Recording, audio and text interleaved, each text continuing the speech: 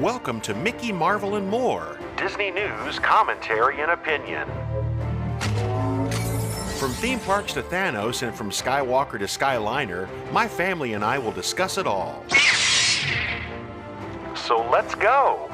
Please stand clear of the doors. Por favor, manténganse alejado de las puertas. Hello, Mark here, and welcome to another episode of Mickey, Marvel, and More. Thank you so much for joining us. We have a lot to get to in this episode, so let's get right to it. In today's family chat, Laura and I are going to sit down around the virtual table for another episode of Park Bites. Oh, boy. This time we're going to take a bite out of Disney's Animal Kingdom. We're going to take a look at all the good and bad of Animal Kingdom's counter service and its sit-down restaurants. But before we get to that and the news from in and around the Disneyverse, we've got some listener mail. What message? The one you've just been playing. The one you're carrying inside your rusty innards. I have it right here in my hot little hand. Today's mail comes from John, and he has a comment about our Disney tier list episode. John writes, Mark and Laura, I'm enjoying the podcast, and it's ranking right up with one of my favorites. Well, John, thank you so much for the compliment. John goes on to say that he has never seen the talking trash can at Epcot, but there are videos about it on YouTube. I would think it would be an S-tier level trash can. Have you seen or heard of it? First and foremost, John, thanks so much for writing in. You are now an official friend of the show, with all of the rights and privileges that go along with that title. Which, of course, is none. And of course, we have seen the Epcot talking trash can before. We just didn't go to that part of Epcot on that particular trip and didn't get a chance to take a picture of it. We were trying to stick to only trash cans we had pictures of. But you are 100% correct. That is definitely an S-tier level trash can. For those that don't know, this talking trash can is located in the Odyssey Center, which is a building that is right on the back side of World Discovery, right before you get to the Mexico Pavilion and World Showcase. During the festivals, this building usually houses food, seating, and merchandise for those festivals. The trash can is just inside the seating area to the right, and when you throw trash away in it, it will talk to you. Of course, this trash can's official name is Push the Trash Can. Well, because it says push, right there on his face. John, thanks so much for writing in and pointing out our glaring omission. Now, before we go any further, how about a little news from in and around the Disneyverse? What are you doing? I'm just showing how you can trip if you walk with your glasses on. Will you stop this foolishness? What foolishness would you like to see? Will you get out of here? Yes! Well, the location for the new expansion of Monsters, Inc. in Disney Hollywood Studios has finally been announced, and my family's greatest fears have been realized. Monstropolis will be located in Muppet's Courtyard, which of course means the end of Muppet Vision 4D, the Muppets-themed 3D movie which was a day one attraction and the very last project that Jim Henson ever worked on. This attraction has been a favorite of many families over the years and definitely one of my family's favorites. We had hoped they would locate Monsters, Inc. land someplace else in the studios, especially since they recently refurbished the Muppet Vision film and cleaned up the entire place. But at the end of the day, I fully understand why they're going to put it there. The big reason is there's plenty of space there and all the infrastructure is already in place. My biggest concern is it's going to be a bit of a choke point for the traffic flow in Disney's Hollywood Studios because it's right next to the front entrance of Galaxy's Edge. I guess we'll just have to see how Disney handles it. But it's not all gloom and doom Muppet news in Walt Disney World. Along with the closure announcement for Muppet Vision 4D, they also announced that the Muppets, along with the Electric Mayhem, the Muppet Band, they're going to take over and make a new home over at Rock and Roller Coaster. There's been a lot of speculation over the last year or so about what the fate of Rock and Roller Coaster starring Aerosmith would be because the Aerosmith contract runs out this year. So it looks like the almost 25-year relationship with Aerosmith is coming to an end. It's unclear at this time exactly what kind of things will be added to Rock and Roller Coaster, but we can assume there'll be an updated queue, updated film, and the Electric Mayhem music will play during the ride. I'm just glad there'll still be a Muppet presence in Walt Disney World. They've owned the Muppets for years, but they've never really quite figured out what to do with them. No official dates have been announced for when these changes are going to begin, so if you're going to go to Disney's Hollywood Studios anytime soon, be sure to stop by Muppet Vision 4D and enjoy some classic Muppet goofiness one more time. Hello there. The full trailer for the new Disney Plus television show Star Wars Skeleton Crew has just dropped, and I've got to say it looks kind of interesting. The plot synopsis for the show is this. 4 kids make a mysterious discovery on their home planet and then get lost in a dangerous galaxy. They encounter strange aliens in dangerous places and meet unlikely allies and enemies. Basically, I think it's Goonies in space. The show is executive produced by Dave Filoni and Jon Favreau and is set in the same post-Return of the Jedi, New Republic era time period as The Mandalorian. The Star Wars Disney Plus television shows have varied in quality, but many of them are quite good. Ahsoka, Andor, Obi-Wan Kenobi, and the previously mentioned Mandalorian have really been pretty solid offerings. Boba Fett and the Acolyte, on the other hand, well, not so much. I mean, the Boba Fett series didn't even get semi-interesting until the Mandalorian and Grogu showed up, and then it kind of became sort of a Mandalorian season 2.5. Take a look at the trailer for Star Wars Skeleton Crew and see what you think. Star Wars Skeleton Crew premieres on Disney Plus on December 3rd. Jumbo, everyone, and welcome to Kilimanjaro Safaris. The 2 African lions that have called Disney's Animal Kingdom home for several years will soon retire. Dakari and Kamari have lived on the savanna of Kilimanjaro Safaris for a decade. They will retire to a conservation haven in Florida. I personally would have thought that living out their lives on Kilimanjaro Safaris was a pretty cushy gig already. But according to animal care staff at Disney's Animal Kingdom, this move comes after years of careful consideration, which focused on their health and well-being, ensuring they can transition to a sanctuary where they can live out their years in a serene environment. Lions like Dakari and Kamari have lifespans that average around 10 to 14 years in the wild, but in zoos and other conservation locations, they can live into their early 20s. These 2 lions were also used as 3D models for the 2019 live-action Lion King movie. In preparation for their departure, Disney is welcoming a new pride of young lions to Animal Kingdom. This incoming pride, which consists of 3 littermates, 1 male and 2 females, will undergo an acclimation period to settle into their new environment. No departure date was listed, but I'm sure it'll be in the next few months. So drop by Kilimanjaro Safaris and say goodbye to our old friends. Hey, before we get out of here and wrap up the news in this episode, I want to give a quick update on the new baby tiger in Disney's Animal Kingdom. Baby Baxo and his mom are being featured for the very first time in a segment on Disney Parks' YouTube page and Disney Parks' blog called Tiger Tuesdays. You can tune in every week to get all the updates and see what Mom and Baby are up to as they get ready for Baxo's big day when he'll be added to the Maharaja Jungle Trek. I'm going to give you a little spoiler about these videos. There is a lot of cuddling. For all the latest Disney animal updates, big and tiny, stick with Mickey, Marvel, and more. We'll keep you covered. How old is this milk? All right, welcome back to the Family Chat. In this Family Chat, we are going to have our latest episode of Park Bites. Boy. Or as I like to call it, What's Eating Mark? Okay, thank you very much. And as if you couldn't tell or recognize her voice, once again, Laura will be joining me to talk about Park Bites. Happy to be here. In this particular episode of Park Bites, we are going to cover Disney's Animal Kingdom. And for those that don't remember, Park Bites is simply our way of ranking the 2 best and 2 worst counter service and sit-down restaurants in each of the theme parks. So we got a lot to cover today, so why don't you start us off with the worst counter service restaurant in Animal Kingdom? Okay. Well, let me start by saying that there are not a lot of great counter service restaurants in Animal Kingdom simply because most of them have outdoor seating only.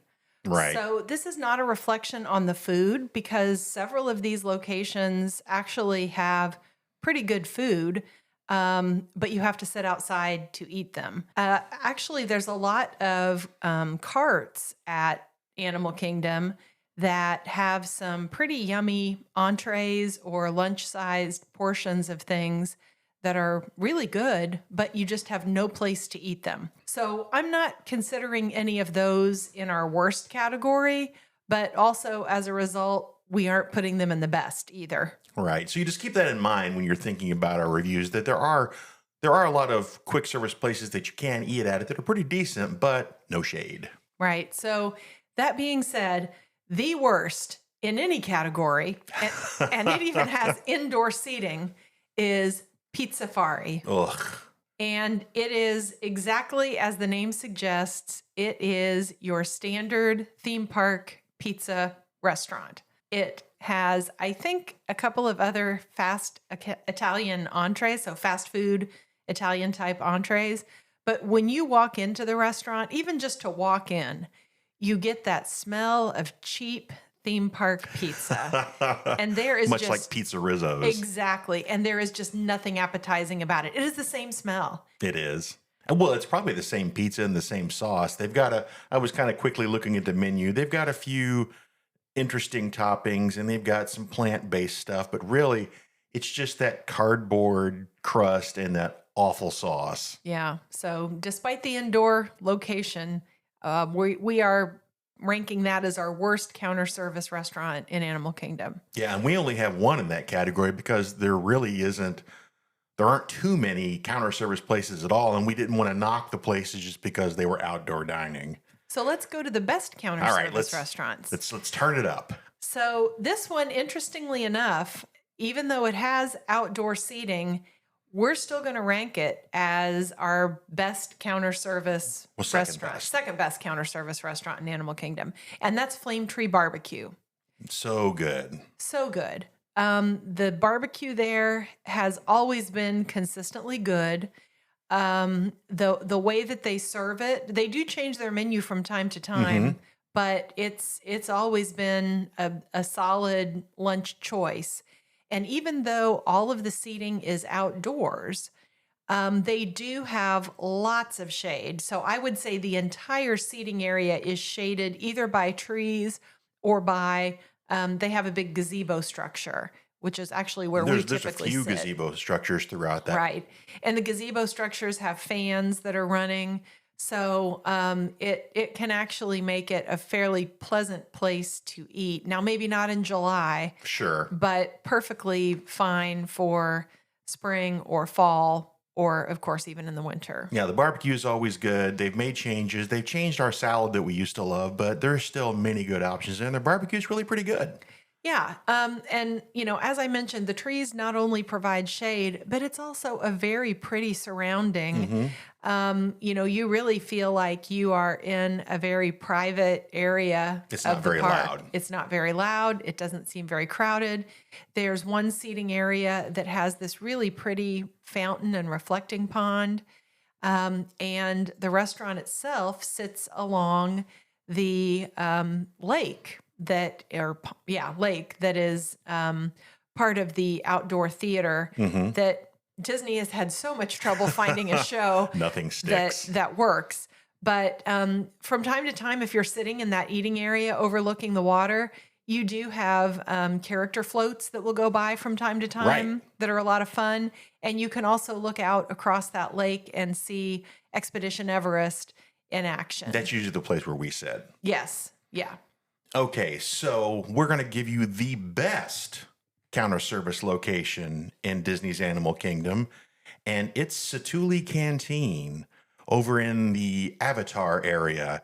We love this place. It is pretty much 95% indoor seating. There is outdoor seating when there is a lot of overflow, but the outdoor seating is covered, so it's not exposed to the sun. But the dishes in this place are so interesting. I mean, they've got all kinds of really cool toppings. Basically, the way it works there, if I remember right, it's bowls. Yeah.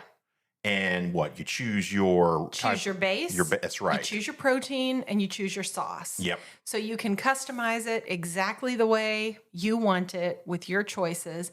It's actually relatively healthy. And it is. It's all good. I mean, I've had lots of different combinations there, and I've never been disappointed with a choice. Parker loves the cheeseburger pods they have there too. Yeah. And it's also different. You It know, is. It's not your standard burger, pizza, salad. right. And even the cheeseburger steam pods that Parker likes, which are really just bao buns. Right. But those are really tasty too and different, something that you don't get in the other restaurants in Disney. Yeah, it's pretty good stuff. So now we're going to cover some of the fun lounges and bars in no particular order. Places where you can stop by, cool off, have a drink or a snack. You want to go first? Sure. So this is, I would say, our second favorite location in Animal Kingdom, and that's actually the bar at Yak and Yeti restaurant. Right. The thing that's nice is, of course, it's indoors. So there's lots of outdoor bars that you can go to in Which are Animal Kingdom, fine. which are fine. But usually in the summer, you want to be inside if you're going to sit down and have a cocktail. 100%. So Yak and Yeti is a nice option. Usually there is little to no wait to sit at the bar. And something that a lot of people don't know is you can actually order the full menu from the bar. Now, if you're going with a group, probably sitting at the bar doesn't make a lot of sense. It's not a huge bar. I would say there are probably 10 to 12 seats. I think that's right. And it's just a straight line. It is. It doesn't have a fancy name either. It's just the bar for the Yak and Yeti restaurant. Right. But if you want someplace indoors that's quiet and cool to have a drink, maybe while you're waiting on other members of your party to ride Expedition Everest, for example, you can sit down and have a nice drink. And their menu's kind of fun. They have some interesting drinks with interesting names. And it's just a nice place to sit and have a little. And that's where we found you and Sophie cooling off this last trip while the boys and I were riding Expedition Everest. That's right.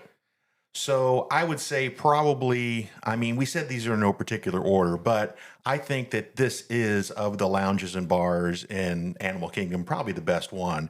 It is the Nomad Lounge, and it is the lounge that's attached or right next to Tiffin's, the restaurant.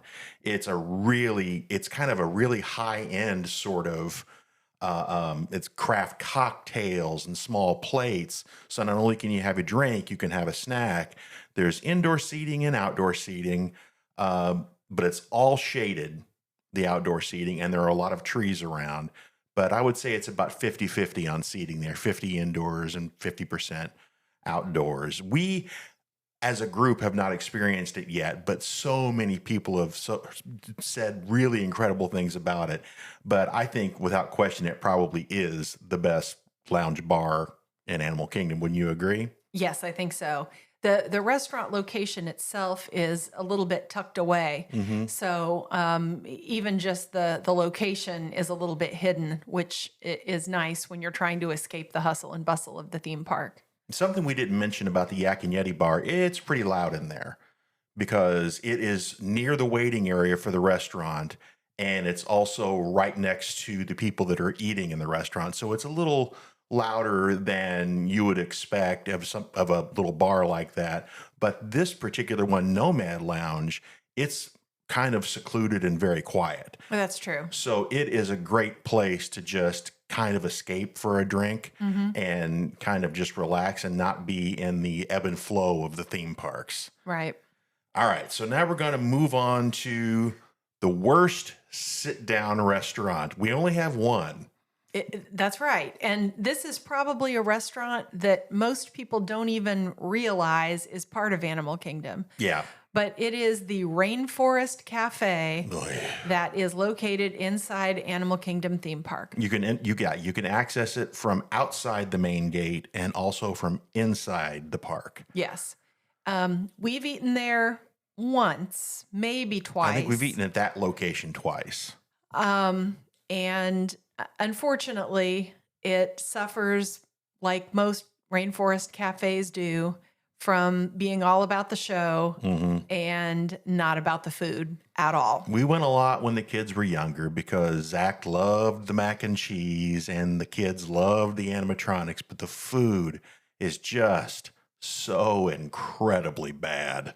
And it's very expensive. Oh, for what it is, for sure. And the service was always so slow, so slow. The salads aren't even good. I mean, there is Yeah. nothing really. It's the worst theme park food you can imagine at a sit down sort of place. And we only have the one on the list for the sit downs because there aren't that many sit downs in Animal Kingdom. That's right. Yeah. So clearly, this is the bottom of the list. All right, start us off on the best 2 sit downs. What is the second best sit down restaurant in Animal Kingdom? So our second best is Yak and Yeti. One thing that our listeners may want to note is Yak and Yeti has both an inside sit down restaurant and also an outdoor counter service location. I believe that one's called the Cafe. I think so. It's the I Yak think and so. Yeti something or other Cafe. Yes, right.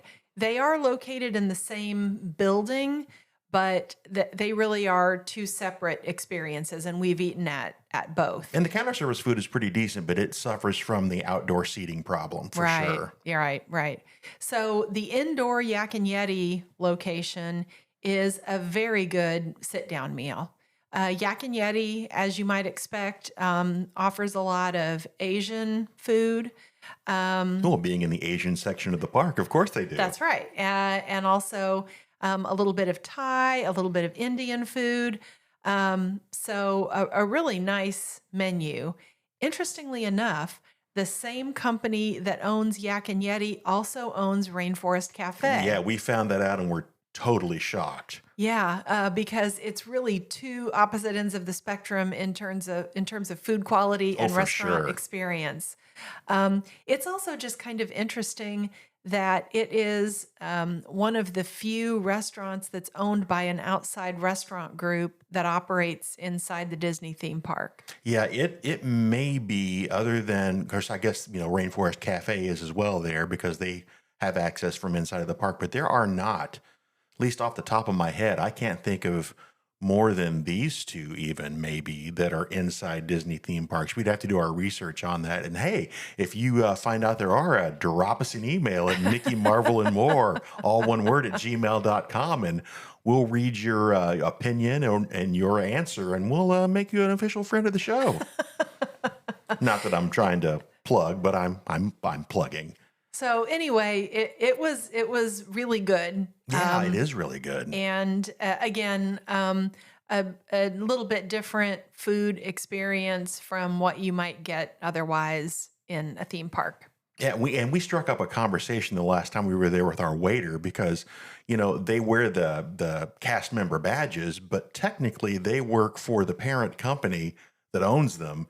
And we asked them, what's the difference with cast members? And apparently they are like second-class citizen cast members where they get some of the benefits and some of the pluses, but they don't get the best of the pluses. Yeah, because they are not Disney employees. Right. Yeah, They interesting. get theme park admission, but that's almost it. Mm-hmm. They don't get some of the cast member previews of the rides and stuff like that. Right. I just wonder if, as they're walking to their job, if other theme park employees look at them and go, and kind of look down on them a little bit. I don't know. Who knows? Okay, so the absolute best sit-down restaurant in Disney's Animal Kingdom, without question, is Tiffin's. Mm-hmm. Tiffin's is, well, we mentioned it earlier, it's attached to the Nomad Lounge, which I believe the Nomad Lounge is Tiffin's bar. They are a sit-down restaurant with really, really good, high-quality food. I mean, appetizers, starters, entrees. We've eaten there once, and it was so very good. Yeah, it's definitely a higher end menu. Oh, for sure. Really good stuff, though. Now, let me ask you this. Okay. On our first visit to Tiffin's, which was not too long ago, we were named the family of the day. Oh, that's right. We've got that certificate laying around here somewhere. We do, which carries with it absolutely no rights or privileges. Right. However, we did get the honor of, I think, having a card that was signed by the chef. It was signed by the chef and all the employees that were working there that day. I think they took our picture as well. Yeah, they did. And we got a free dessert, if I remember, I think we had to get a free dessert. So there was one privilege. Okay. Definitely a more expensive place to eat. If you're looking to eat at Disney World on a budget, this place is probably not for you. But if you're willing to spend a few extra dollars, they've got a really great menu. I mean, they've got lunch and dinner. And I was trying to determine what their, Well, one of their signature items is actually an appetizer, and it's the that's Tiffin's right. signature bread service. Mhm. That may sound a little boring if you don't know what it is, but it is basically a large platter that had many different types of breads. And when I'm saying bread, think internationally. So Right. it's not just, American bread, but things that are almost like crackers or a flatbread or naan. Yeah, they had some naan. We had a bunch of different dips too, correct? Yeah, some really interesting dips and spreads that you would put on the bread or the crackers. Really interesting flavors, things that I never would have thought would taste good. Mm-hmm. But It was fun to sample them all. that's right. You could sample it, and you didn't have to bet your whole meal on it. Right. Yeah, so I would say that this is probably not as expensive as someplace like Space 220 over there in Epcot, but it is definitely an expensive sit-down place. So if expensive isn't in the cards for you, maybe not. But if you've got the time and a little extra cash, and you're looking for someplace completely different to eat, definitely experience Tiffin's. Yes. Well, that's it for the latest edition of Park Bites. Boy. Or what's eating Mark? Okay. Just for that, I'm going to play the sound effect again. Boy. So we'll see you next time in the family chat. Sam, are you about ready? Yes, it's a glorious 3-hour finale. You got a minute and a half. Thanks so much for joining us for another episode of Mickey, Marvel, and More. A big thanks goes out to Laura for chewing on the fat with me in our latest episode of Park Bites. Boy. I will never, ever run out of food puns. And if I do, don't worry, I will just repeat myself. After listening to the show, be sure to check out the show notes for links to all the stories we talked about today, as well as links to all of our socials. And if you want to be just like our new friend of the show, John, send us an email with your questions, comments, or plumbing recommendations to Mickey, Marvel, and More, all one word, at gmail.com. As always, if you like this episode, my name is Mark, and this has been Mickey, Marvel, and More. If you didn't, my name is Puddintane, and if you ask me again, I'll tell you the same. Whew, okay, that was lazy writing. Tell the writer he's fired! We'll see you next time.